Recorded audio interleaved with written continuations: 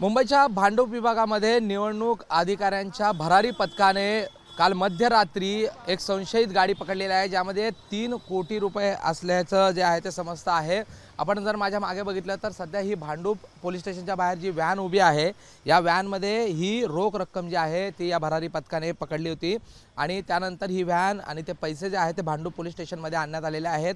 एकूण जर बघितलं तर आतापर्यंत एकट्या ईशान्य मुंबईमध्ये 3,93,00,000 रुपये जे आहेत अशा प्रकारचे संशयित पैसे जे आहेत ते भरारी पथकाने पकडलेले आहेत। त्यामध्ये घाटकोपर असेल किंवा मानखुर्द परिसर असेल, मुलुंड परिसर असेल, अशा सगळ्या विभागातून मिळून साधारणतः 3,93,00,000 पर्यंतची रोख रक्कम जी आहे, संशयित रोख रक्कम आतापर्यंत भरारी पथकाने पकडलेली होती। आणि आत्ता जर आपण बघितलं तर ही व्हॅन या ठिकाणी उभी आहे। ही व्हॅन जे विविध बँका आहेत त्यांचं जे ATM आहे त्या ATM मधले पैसे घेऊन जाण्यासाठीची व्हॅन आहे, असं यामध्ये जे उपस्थित कर्मचारी होते त्यांनी पोलिसांना सांगितलेलं आहे।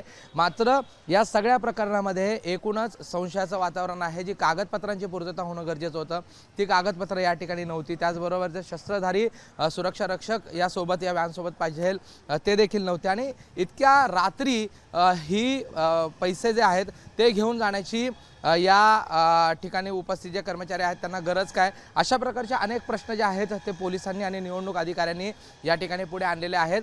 या सगळ्या प्रकरणी आता जे बँक्स आहेत, विविध बँक्स आहेत जिथे हे पैसे घेऊन जाणार होते त्या बँकांच्या कर्मचाऱ्यांना देखील बोलवण्यात आलेले आहे। आतापर्यंत 2 कोटीपेक्षा जास्त 2.25 कोटीच्या आसपास जी आहे ती रक्कम मोजून झालेली आहे। 3 कोटीपर्यंत ही रक्कम असल्याची शक्यता एकूण या सगळ्या प्रकरणामध्ये आहे।